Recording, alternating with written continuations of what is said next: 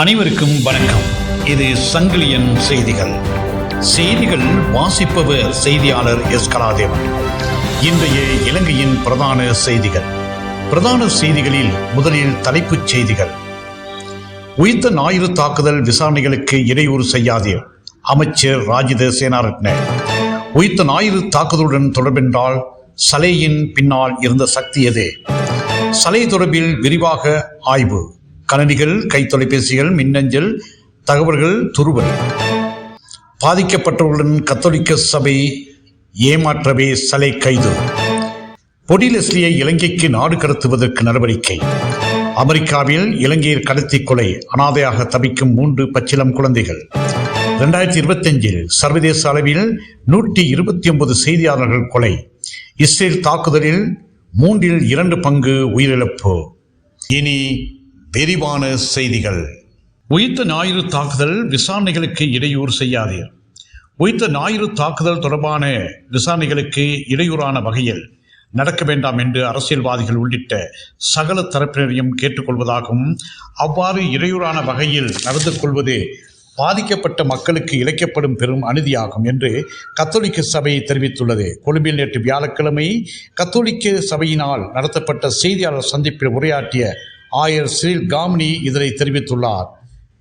இதன்போது அவர் மேலும் கூறுகையில், உயிர்த்த ஞாயிறு தாக்குதலான 300 உயிர்களை பலியெடுத்த மிலச்சியத்தலமான தாக்குதலாகும். உயிரிழந்தவர்களிடையே சகல இனங்கள் மற்றும் சகல மதங்களையே சேர்ந்த மக்களும் இருக்கின்றனர். இது கூட்டு படுகொலையாகும். இதனாலே இதன் பின்னால் உள்ள உண்மைகளை கண்டறிய வேண்டும் என்று கேட்டுக்கொள்கின்றோம் என்று கூறியுள்ளார்.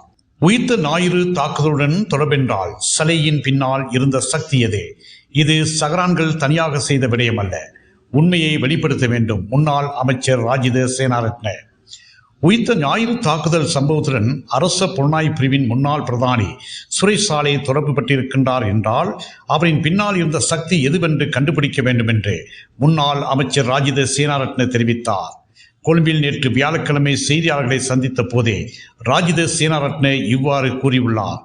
இதன்போது அவர் மேலும் தெரிவிக்கையில், உயிர்த்த ஞாயிறு தாக்குதலின் பின்னால் மறைமுக சக்தி ஒன்று இருந்தது என்பதே நாம் அறிவனதும் சந்தேகமாகும். இது சகரான்கள் தனியாக செய்த விடயம் அல்ல.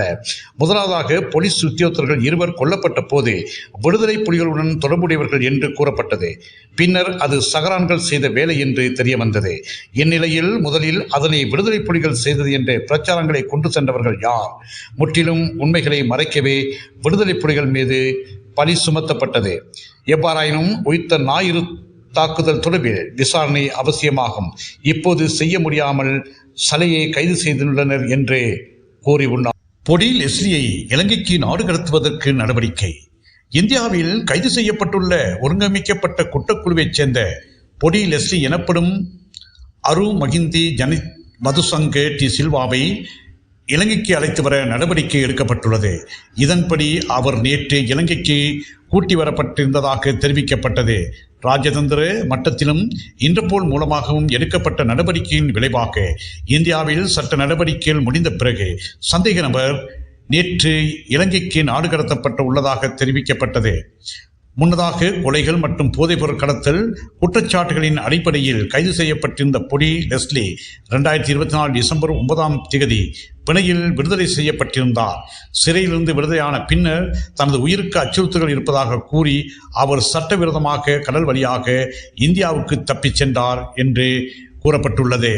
சலே தொடர்பில் விரிவாக ஆய்வு. கணனிகள், கைத்தொலைபேசிகள், மின்னஞ்சல் தகவல்கள் துருவல். குற்றப்புலனாய்வு திணைக்களத்தினால் நேற்று புதன்கிழமை காலை கைது செய்யப்பட்ட அரச புலனாய்வு பிரிவின் முன்னாள் பணிப்பாளர் ஓய்வு பெற்ற மேஜர் ஜெனரல் துவான் சுரேஷ் சலே பயன்படுத்திய கணனிகள், கையடக்க தொலைபேசிகள், மின்னஞ்சல் தகவல்கள் மற்றும் அவரது வங்கி கணக்குகளை விரிவாக ஆய்வு செய்ய புலனாய்வு பிரிவினர்கள் தீர்மானித்துள்ளனர். 2019 ஏப்ரல் 21 இடம்பெற்ற உயிர்த்த ஞாயிறு பயங்கரவாத தாக்குதலுக்கு சதி செய்தமை மற்றும் அதற்கு உடந்தையாக இருந்தமை ஆகிய குற்றங்களின் கீழே அவர் கைது செய்யப்பட்டுள்ளார். பேலியாகுட பகுதியில் உள்ள தனியார் நிறுவனம் ஒன்றுக்கு நேற்று காலை 8:10 மணி அளவில் சுரேஷ் சலே பணிக்கு சென்று கொண்டிருந்த போதே குற்றப்புலனாய்வு திணைக்களத்தின் விசேட அதிகாரிகள் குழுவினரால் அவர் மடக்கி பிடிக்கப்பட்டுள்ளார். கைது செய்யப்பட்ட அவரை தொடர்ந்து சிஐடி தலைமையகத்துக்கு அழைத்துச் சென்ற அதிகாரிகள் பயங்கரவாத தடை சட்டத்தின் கீழ் 72 மணி நேர தடுப்பு காவல் உத்தரவை பெற்று விசாரணைகளை ஆரம்பித்துள்ளனர். 2025 சர்வதேச அளவில் 129 செய்தியாளர்கள் கொலை. இஸ்ரேல் தாக்குதலில் 2 பங்கு உயிரிழப்பு. உலகம் முழுவதும் கடந்த ஆண்டில் செய்தி சேகரிப்பு பணியின் போது 129 செய்தியாளர்கள் கொல்லப்பட்டதாக பத்திரிகையாளர்கள் பாதுகாப்பு குழு சிபிஜே தெரிவித்துள்ளது. முந்தைய ஆண்டுகளை விட இந்த எண்ணிக்கை ஒரு புதிய உச்சமாகும். குறிப்பாக இதில் 2 பங்கு உயிரிழப்புகளுக்கு இஸ்ரேலின் தாக்குதல்களே காரணமாக இருந்துள்ளன. சிபிஜே அறிக்கையின்படி செய்தியாளர்களின் கொலைகள் 2025 தொடர்ந்து 2வது ஆண்டாக அதிகரித்துள்ளது. இறந்த 129 பேரில் சுமார் 75% அதிகமானோர் போர் மோதல் நிலவும் பகுதிகளில் பணியாற்றியவர்களாவார்கள். சுமார் 86 பேர் இஸ்ரேல் தாக்குதலில் இறந்துள்ளனர். இதில் காசாவில் கொல்லப்பட்ட பலஸ்தீன செய்தியாளர்கள் 60% மட்டுமின்றி எமனில் ஹவுதி ஊடக மையம் மீது நடத்தப்பட்ட தாக்குதலில் உயிரிழந்த 31 ஊடக பணியாளர்களும் அடங்குவர். இஸ்ரேலை தவிர்த்த உள்நாட்டு போர் நிலவும் சூடானில் 9 பேரும், உக்ரைனில் ரஷ்யா படைகளால் 4 பேரும் கொல்லப்பட்டுள்ளனர் என்று அந்த அறிக்கை தெரிவிக்கின்றது.